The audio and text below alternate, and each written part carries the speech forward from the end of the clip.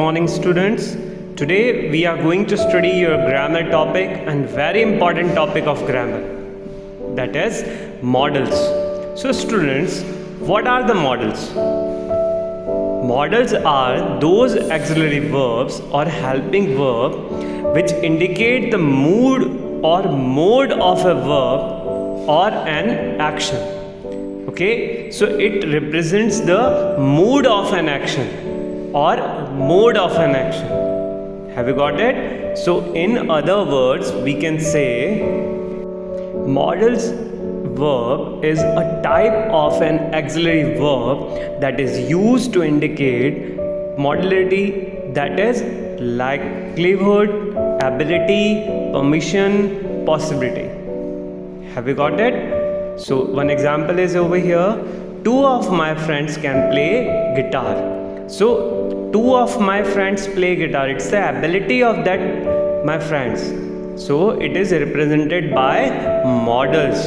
Okay, so can modal we use over here? So let's study that how many types of modals are there, how many modals are there. Okay, so stay with me. Students, here is a list of modal verb: can, could, may, might, will, would, shall, should, ought to, and must. These all can be called modals. Okay, students? So we will understand one by one every modal like can, could, and others. One by one we will study where we use it and how can we use them. Okay, so let's begin. So students, important modal verbs are can, could, may, might, must, shall, should, will, would. Okay, you, used to, dare, and others. So first we will study can. So students, can express ability, capability, power, permission, and possibilities. Okay, so ability means yogyata, capability, power, permission, and possibilities. So take one example of it, that is I can turn my dream into reality. So that is a ability of person. It shows ability. I can turn my dream into reality. The second one is steam is so powerful that it can run engine. So it is showing the power of steam that can run an engine. So can is used for power. The next one is you can live happily in my house. That is permission. You can live happily in my house. It is permission. The next one is my father can take me to museum today. So that is a possibility that if the father will come on time, then he'll take me to the museum. For possibility we use another models also. Okay, so let's see another, that is could. Could is used to show the past form of can to express present possibility, polite request, and etc. Students, the can represents the past ability. When we talk about the past ability, means you could not do. Okay, आप कर नहीं पाए. Okay, मैं कर नहीं सका, मैं जा नहीं सका, मैं आ नहीं पाया, उससे ऐसा नहीं हुआ, मतलब वो ऐसा नहीं कर पाया. तो at that time we use could. So it represents the past possibility and polite request too. Students, we use could for polite request. Whenever we talk and whenever we want to take anything, then we ask, could you please give me your mobile? Instead of saying can, because can represents power. So we will not go with can, we will use could. Could represents the politeness. Okay students, so from today you will say, could you please give me your mobile? Could you please give me the key of bike? Could you please give me the remote? Such kind of polite request we can do with the help of could. Okay students, I hope all of you are getting that where we use could. So now the next one. So students, next one is may. May express permission, ordinary possibility, wish, curses, choices, purpose, guess, etc. So let's go to an example. Mother may attend Uma's wedding today. So she may attend, whether she could go or not. Means she'll be able to go or not. वो जा सकेगी या नहीं जा सकेगी. Means ordinary possibility. शायद वो उसकी wedding attend करेगी. The next one is you may have a cup of tea if you like. That is called permission. May God bless your children. That is boon or wishes. May you go to hell. That is curse. Have you got, students? The next one is might. Might shows past form of may, as like as could, and used to express polite instant permission, weak possibility in the past. So students, when there is a less possibility of doing anything, then we use might. Okay, so that is might we take some more of your time. Means शायद हमें तुम्हारा और वक्त लगेगा. They might return home next month. शायद ही वो अगले हफ्ते वापस आएंगे. That's called remote future possibilities. Okay, शायद ही. May for shayad and then might for shayad hi, means there is a less possibility of doing anything. When we talk about less possibility, shayad hi barish hogi.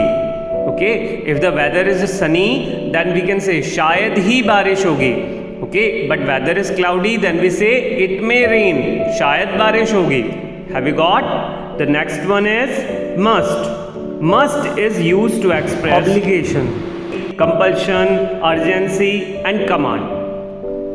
Take the example, you must be ready for school by 7 am. That is compulsion. You must be ready. Okay, otherwise you will miss your bus. No one must enter the hall without permission. Means that is command. There is a chill in the air. Winter must have set in. So that is strong possibility of anything. Okay, because the air is chill, so there is a strong possibility of winter. Have you got it? The next one is will. Will express future plan, program. Okay, with second and third person subject. Have you got it? So here are some example of will. I will throw the javelin with full force. That is future plan. I'll beat the odds on my way of success. They will never cross their limits. Commands. I will punish you if you behave like this in future. That is threat. Have you got it? The next one, would. Would shows the past form of will and express intention, polite request and etc. Example, would you help me cross the road? That is polite request. Again, the fog would disappear only by noon in winter. Okay, the next one is, would you take tea or coffee? So students, when we ask to someone, what would you like to have? Means whenever we offer someone, so what would you like to have? At our home, when the guest come, that what would you like to have? Coffee or tea? Okay, cold or hot? So at that time we use one model, that is would. Okay, so the next one is shall. Students, shall express future plan, command, threat and promise. Example of it, if he does so, he shall face the restrictions. Okay, you shall get award for your honesty, that is promise. Okay, so let's go to the other one. The next one is should. Should is the past tense of shall and express advice, suggestion, moral obligation. Okay, the example of it: we should always help the needy, that is moral obligation. The second one is you should not waste water in electricity. So students, whenever we advise other, okay, not advise, the pronunciation must be advise. So whenever we advise other, then we use should. Okay, so for advice we use should. The next one is ought to. Students, ought to express moral obligation, law, form, duty. So students, ought to is also for the advice, but we use it for the moral duties. We have lot of moral duty towards our parents, towards our nation. So for such kind of things, if we advise for them, then we use ought to. For example, we ought to do our duty even as we enjoy our rights. The second one is one ought to not steal other things. Okay, the ship ought to be somewhere in the Indian Ocean, the remote possibilities. Okay, so ought to we use for moral advices. Okay, whenever we advise someone for the moral duty, you ought to respect your parents, you ought to give respect to your national flag, national anthem, your country. So at such kind of sentence we use ought to. Students, need to is a semi-modal that express necessity and requirement.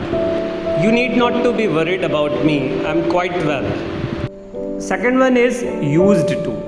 Students, used to express the past habit which does not no longer exist. Means it represents your past habits. Okay, like I used to go for a walk when I was young. As a little child, she used to quarrel with her brother. I used to live in a jungle. I used to live Jaipur. I used to take milk by bottle. Okay, so means that works what habit which you had earlier but not now. So we use over here used to. The second one and the last one is dare. Students, dare express the courage and challenges. For an example for it, dare you say that again, हिम्मत है वापस बोलने की. She dared not to go in dark. उसे अंधेरे में जाने की हिम्मत नहीं है. How dare to touch my mobile? So in such kind of sentence, it expresses the courage and challenges by dare. So these were the use of all that models. Let's understand some rules. Students, modal verbs do not add s or es to the third person singular. Like he can swim, not he can swim. In tenses we use s or es, but in modal we do not use s or es. Have you got it? Now the second and very important rule for that, modal verb does not need auxiliaries to form negative and questions. Example for it, she should stay, not she does not should stay. She should not stay. Okay, why does she stay? Will not use. Will use like why should she stay? Have you got it? The other one is modal verb don't have infinitives or ing form. We will not use canning, maying or any other things. Okay, so we cannot use ing after modals. It should not be shoulding, woulding, maying. Okay, it will not be. We will not use ing or infinitives with modals. So students, in simple form, like I could work, he could work, it could work, they could work. In continuous we use I could not be working. He could not be working. It could not be working. They could not be working. Instead of using ing form, we use over here be, and after be we are using ing with the verb. The next one is perfect. I could have worked. He could have worked. It could have worked. They could have worked, because we always use verbs third form after have. The next one is perfect continuous.